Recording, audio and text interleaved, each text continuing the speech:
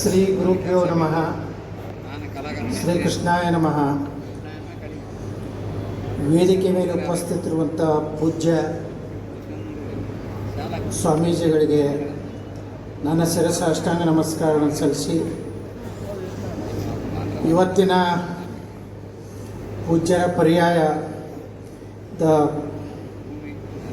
ಕಾರ್ಯಕ್ರಮದಲ್ಲಿ ಭಾಗವಹಿಸಿದಂಥ ಅನೇಕ ಕ್ಷೇತ್ರಗಳಲ್ಲಿ ಅದ್ಭುತವಾದಂತಹ ಕಾರ್ಯವನ್ನು ಮಾಡಿ ಸನ್ಮಾನಿತರಾಗ್ತಿರುವಂಥ ಎಲ್ಲರಲ್ಲೂ ಸಹ ಬಂಧಿಸಿ, ಇವತ್ತಿನ ಉಡುಪಿಯ ಸುಕ್ಷೇತ್ರ ಶ್ರೀಕೃಷ್ಣ ಮಠದ ಪವಿತ್ರ ಸನ್ನಿಧಾನದಲ್ಲಿ ಸೇರಿದಂಥ ಎಲ್ಲ ಪೂಜ್ಯ ಹಿರಿಯರೇ, ತಾಯಂದಿರ, ಅಣ್ಣ ತಮ್ಮಂದಿರೇ, ಪತ್ರಕರ್ತ ಬಂಧುಗಳೇ, ಭಾಳ ಸಂತೋಷ ಆಗ್ತಾ ಇದೆ.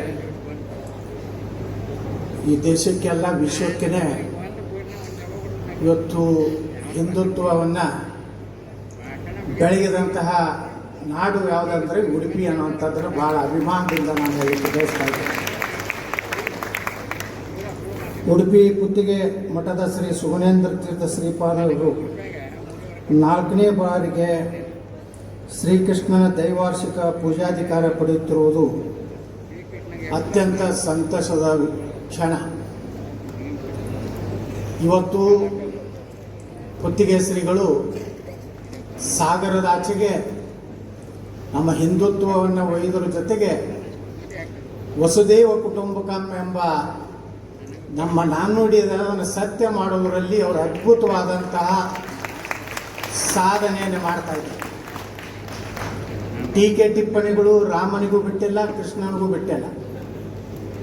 ಆದರೆ ಅವರ ಒಂದು ಸಮುದ್ರದ ಆಚೆಗೆ ಹೋಗಿ ಧರ್ಮವನ್ನು ಬೆಳೆಸುವಂಥ ಕೆಲಸ ಇವತ್ತು 4ನೇ ಬಾರಿಗೆ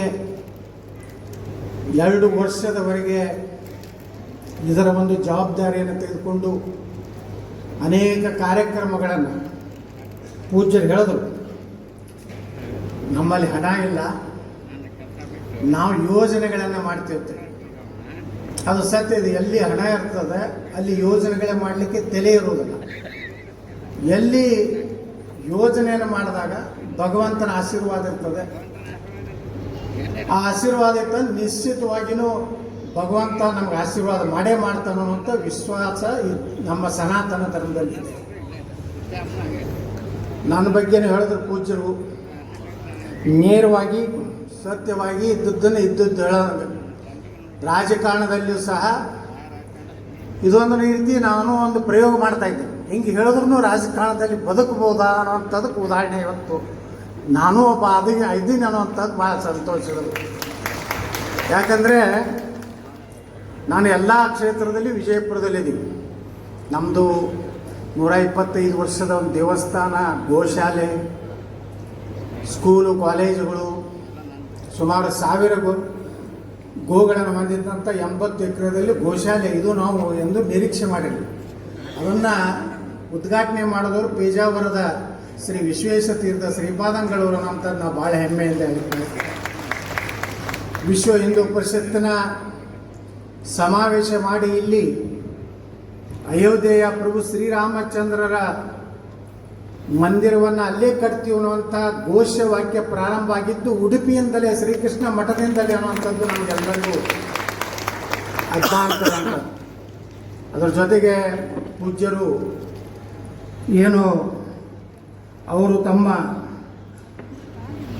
ವಿಶೇಷವಾದಂಥ ಒಂದು ಯಾವ ರೀತಿ ಪೂಜ್ಯರು ಸಾಗರದಾಚೆಗೆ ನಮ್ಮ ಧರ್ಮದ ಪ್ರಚಾರಕ್ಕಾಗಿ ಪ್ರಯತ್ನ ಮಾಡ್ತಾ ಇದ್ದಾರೋ, ಅದೇ ರೀತಿ ಪೇಜಾವರ ಶ್ರೀಗಳು ತಮಿಳುನಾಡಿನ ಮೀನಾಕ್ಷಿಪುರಂದಲ್ಲಿ ದಲಿತರ ಮತಾಂತರ ಆದಂಥ ಸಂದರ್ಭದಲ್ಲಿ ದಲಿತರ ಮನೆಗೆ ಹೋಗೋದ್ರ ಮೂಲಕ ಶ್ರೀಕೃಷ್ಣನ ಪೂಜೆಯನ್ನು ಎಲ್ಲ ವರ್ಗದ ಜನರ ಮನೆಯಲ್ಲಿ ಮಾಡುವಂಥ ಒಂದು ಅದ್ಭುತ ಕೆಲಸ ಅದು ಉಡುಪಿಯಿಂದ ನಡೆದಿದೆ ಅನ್ನುವಂಥದ್ದು. ಯಾಕೆ ಹೇಳ್ತಾ ಇದ್ದೀನಿ ಅಂದರೆ, ನಾನು 94ರಲ್ಲಿ ಶಾಸಕನಾದಾಗ ನನ್ನ ಮನೆಯಲ್ಲೂ ಸಹ ಪೂಜ್ಯ ಪೇಜಾವರ ಶ್ರೀಗಳು, ಈಗಿನ ಶ್ರೀಗಳು ಭಾಳ ಚಿಕ್ಕವರಿತ್ತು, ಅವಾಗ ನಮ್ಮ ಮನೆಯಲ್ಲೂ ಸಹ ಶ್ರೀಕೃಷ್ಣನ ಪೂಜೆ ಮಾಡುವಂಥ ಅವಕಾಶ ಒಬ್ಬ ಲಿಂಗಾಯತ ಸಮುದಾಯಕ್ಕೆ ಕೊಟ್ಟಂಥವ್ರು ಇದೇ ಉಡುಪಿಯ ಶ್ರೀಕೃಷ್ಣ ಮಠದ ಪೂಜ್ಯರು ಅನ್ನುವಂಥದ್ದು ಬಹಳ ಅಭಿಮಾನದಿಂದ ಹೇಳಿಕೆ ನಾವು ಬಯಸ್ತಾ ಇದ್ದೇವೆ. ಈ ರೀತಿ ಸಮಾಜಗಳನ್ನು ಕೂಡಿಸುವಂಥ ಕೆಲಸ, ನಮ್ಮಲ್ಲಿರುವಂತಹ ಸಾಮಾಜಿಕ ವ್ಯವಸ್ಥೆಯಲ್ಲಿ ಬದಲಾವಣೆ ಮಾಡುವಂಥದ್ದು, ಮೇಲು ಕೀಳು ಅನ್ನುವಂಥದ್ದನ್ನು ತೆಗೆದು ಹಾಕದಿದ್ದರೆ ಇವತ್ತು ನಮ್ಮ ದೇಶದ ಪರಿಸ್ಥಿತಿ ಇವತ್ತು ನೋಡ್ತಾ ಇದ್ದೀವಿ. ಒಂದು ಅಯೋಧ್ಯ ರಾಮ ಮಂದಿರ ಕಟ್ಟಬೇಕಾದ್ರೆ 500 ವರ್ಷಗಳ ಲಕ್ಷಾಂತರ ಸಂತರು, ಅನೇಕ ಕಾರ್ಯಸೇವಕರು ತಮ್ಮ ಪ್ರಾಣ ಕೊಟ್ಟಾಗ ಒಂದು ಅಯೋಧ್ಯ ರಾಮ ಮಂದಿರ ನಿರ್ಮಾಣ ಆಗಲಿಕ್ಕೆ ಜನವರಿ 22 ಮುಹೂರ್ತ ಬಂದಿದೆ. ಇನ್ನೂ 2 ಬಾಕಿ ಇದೆ. ನಮ್ಮ ಪೂಜ್ಯರ ಪರ್ಯಾಯ ಮುಗಿದ್ರೊಳಗಾಗಿ ಮಥುರಾ ಶ್ರೀಕೃಷ್ಣ ಮಠ ಏನು ದೇವಸ್ಥಾನದ ಸಹ ಮುಕ್ತವಾಗಿ ನಮ್ಮ ಸುಪರ್ದಿಗೆ ಬರಬೇಕು. ಕಾಶಿ ವಿಶ್ವನಾಥ, ಈ 3 ನಮ್ಮ ದೇಶದ ಸ್ವಾಭಿಮಾನದ ಸಂಕೇತ. ಅದಕ್ಕೆ ಕುತ್ತಿಗೆ ಶ್ರೀಗಳ ಒಂದು ನೇತೃತ್ವದಲ್ಲಿ ನಾವು ಮುಂದಿನ ದಿವಸಗಳಲ್ಲಿ ಹೋರಾಟ ಸಂಘರ್ಷಗಳು ನಡ್ಕೊಂಡು ಬಂದೀವಿ.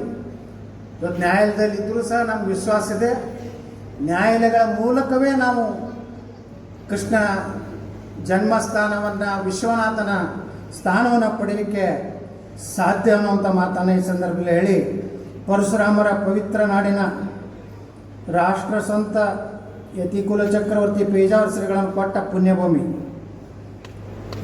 ಕೃಷ್ಣನ ಊರಿನ ನನ್ನ ಆಸ್ತಿಕ ಬಂಧುಗಳು ಈ ಪರ್ಯಾಯ ಮಹೋತ್ಸವ ಹಿಂದೂಗಳನ್ನು ಒಗ್ಗೂಡಿಸಲು ಹಿಂದುತ್ವ ಕಿಚ್ಚು